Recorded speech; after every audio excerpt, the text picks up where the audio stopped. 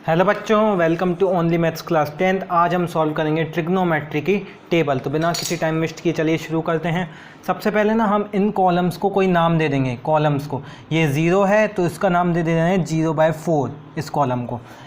अब ये देखिए 0 के बाद क्या आता है 1, सो ये 1/4 इस कॉलम का नाम। 1 के बाद 2/4, 3/4 और 4/4। आपको ऐसे नेम दे देने हैं किसको, इन सब कॉलम्स को। अब इस कॉलम का एक ये जादू होगा कि इससे आपको सब वैल्यूज़ पता चल जाएंगी। अगर आप इसमें रूट लगाएंगे, अगर इन कॉलम्स में आप अगर रूट लगाएंगे तो ये साइन की वैल्यू बन जाएगी अपने आप ही। देखिए अगर रूट लगाएंगे 0/4 मतलब 0, 0 का रूट 0। 1/4 मतलब 1 का रूट 1 और 4 का रूट 2। √2/4 मतलब 1/2 हो जाएगा 1/2। अब देखिए कि 1 का रूट 1 और 2 का रूट √2, क्योंकि 2 का कोई रूट होता नहीं है, करेक्ट है ना। अब ऐसे ही 3 का कोई रूट होता नहीं है, करेक्ट, तो √3 और 4 का रूट 2 हो जाएगा 4 का रूट 2 और √3 का रूट कुछ होता नहीं है तो √3। ऐसे इधर हुआ था 4/4 क्या हो जाएगा 4/4 हो जाएगा 1 का रूट हो जाएगा 1। ठीक है, अब ये देखिए यहाँ तो साइन की वैल्यूज़ बहुत इजीली निकल गई। अब ना कॉस की वैल्यूज़ में ना हमें रिवर्स करना है साइन की वैल्यू। रिवर्स माने कि ऐसे रिवर्स मतलब पहला वाला हो जाएगा पाँचवा हो जाएगा पहला। जैसे बिल्कुल रिवर्स ऑर्डर में करना है 1 √3/2 और 1/√2 और ये 1/2 और 0 हमने रिवर्स कर दिया। ये इधर ये नीचे, ये इधर और ये इधर, पूरा का पूरा हमने रिवर्स करना है कॉस ए में। अब tan a क्या होता है, tan a का फॉर्मूला होता है tan a = sin a/cos a। sin a/cos a होता है tan a। तो इसका मतलब है कि हम ऊपर लिखेंगे sin a, ऊपर लिखेंगे sin a की वैल्यूज़ और नीचे लिखेंगे cos a की वैल्यूज़, tan a की वैल्यू आ जाएगी। जैसे 0 हम ऊपर लिखेंगे sin a की वैल्यू, नीचे लिखेंगे tan a की वैल्यू, cos a की वैल्यू, tan a की वैल्यू आ जाएगी। 0/1 इज 0, सो 0। 1/2 अपॉन, देखिए अब ये कैसा होगा 1/2 अपॉन √3/2 है ना। 2 से 2 कैंसल, अब क्या बचा 1/√3, सो 1/√3। अब थर्ड देखिए, थर्ड क्या है 1/√2 अपॉन 1/√2, 1/√2 अपॉन 1/√2 मतलब √2 से √2 कैंसल, 1/1 1 है ना।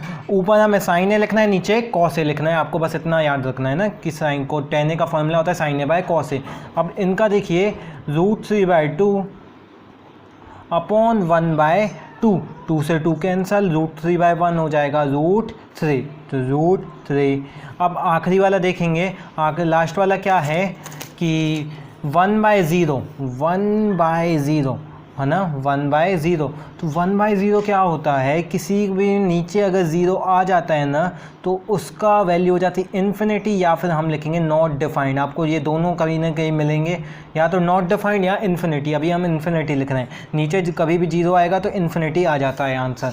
अब डिवीजन में है ना। अब cos a के होता है ना वो sin a का उल्टा होता है, cos a के sin a का उल्टा होता है।